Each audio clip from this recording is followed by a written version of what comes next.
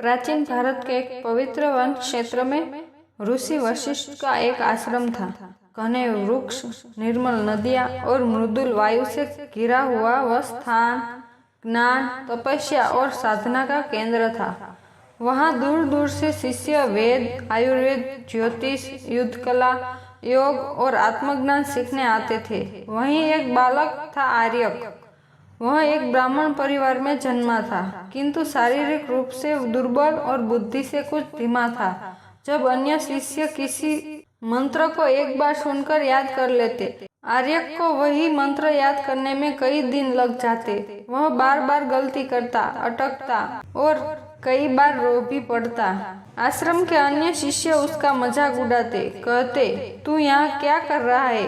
जंगल जाकर लकड़ी काट। लेकिन ऋषि वशिष्ठ ने उसकी आंखों में कुछ देखा था, एक जिज्ञासा, एक धैर्य और सबसे महत्वपूर्ण अभ्यास करने का जज्बा। एक दिन आश्रम में एक परीक्षा रखी गई। सभी शिष्यों को वेद के मंत्रों का शुद्ध उच्चारण करना था। जो सही करेगा उसे यज्ञ में मुख्य आहुति देने का अवसर मिलेगा। सभी शिष्य उत्तम प्रदर्शन करने लगे। जब आर्यक की बारी आई, वह कांप रहा था। उसके हाथ पांव ठंडे पड़ गए।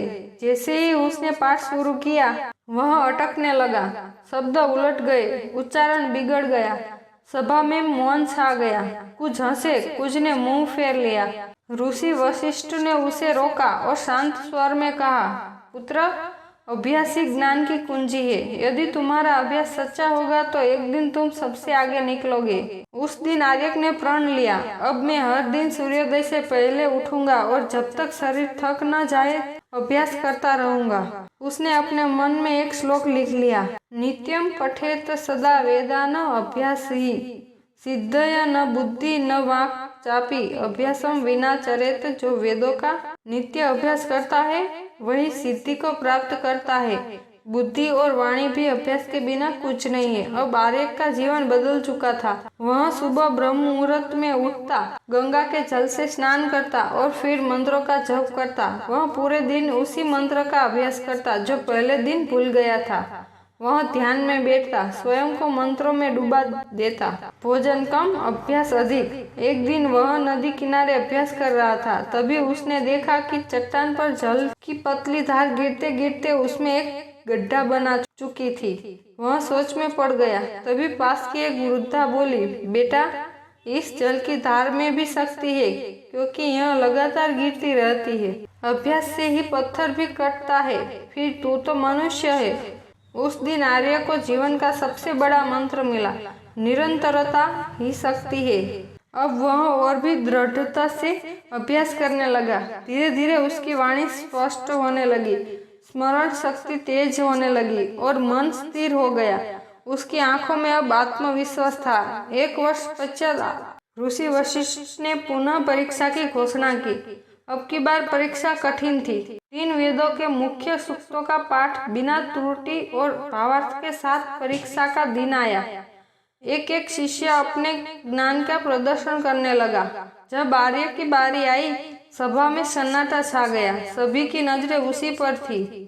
आर्यक ने गंगा जल से आचमन किया, आंखें बंद की और मंत्रों उच्चार आरंभ किया।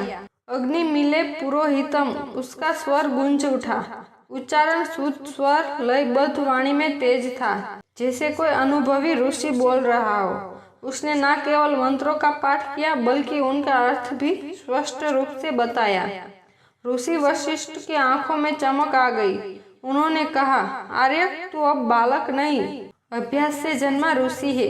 तूने सिद्ध कर दिया कि अभ्यास से बुद्धि तीव्र होती है, आत्मा जागृत होती है और जीवन सार्थक होता है। अब आर्यक को सभी सम्मान से देखने लगे। उसने अपना समय नए शिष्यों को सिखाने में लगाना शुरू किया। जो बालक कठिनाई से पढ़ते थे, उनके लिए उसने विशेष अभ्यास पद्धतियां बनाई। उसने आश्रम के पास ही एक नया गुरुकुल स्थापित किया, जिसमें यह नियम था, यहाँ कोई तेजस्वी नहीं, केवल अभ्यासशील सफल होगा। एक दिन राजा जनक ने आर्यक को बुलाया और पूछा, गुरुदेव, राज्य में ऐसी नीति कैसे बनाए जिससे प्रत्येक जन अभ्यासशील बन सके? आर्यक ने उत्तर दिया, राजन, राज्य वही उत्तम होता है जहाँ बच्चों को जीवन के आरंभ में ही अभ्यास की महिमा सिखाई जाती है। अभ्यास से ही चरित्र बनता है और चरित्र से राष्ट्र वर्षों बीत गए। एक बार एक युवक ने उनसे पूछा, गुरुदेव, क्या अभ्यास से आत्मा भी ब्रह्म को जान सकती है? आर्य मुस्कुराए और बोले, पुत्र, आत्मा ब्रह्म का ही अंश है। अभ्यास ही वह सेतु है जो आत्मा को ब्रह्म से जोड़ता है। अभ्यास से मन शांत होता है और शांत मन में ही ब्रह्म का प्रकाश उतरता है। उन्होंने अंतिम उपदेश में कहा, तप, जप, यज्ञ, ध्यान, यह सब साधन है, परंतु अभ्यास वह दीपक है जो आत्मा को मार्ग दिखाता है। एक पूर्णिमा की रात हिमालय की गोद में ध्यान मन होकर आर्यक ने समाधि ले ली। उनके शिष्यों ने उनकी शिक्षाओं को संकलित किया और ग्रंथ तैयार किए। अभ्यास उपनिषद आज भी भारत के कई गुरुकुल में यह श्लोक प्रतिदिन पढ़ा जाता है।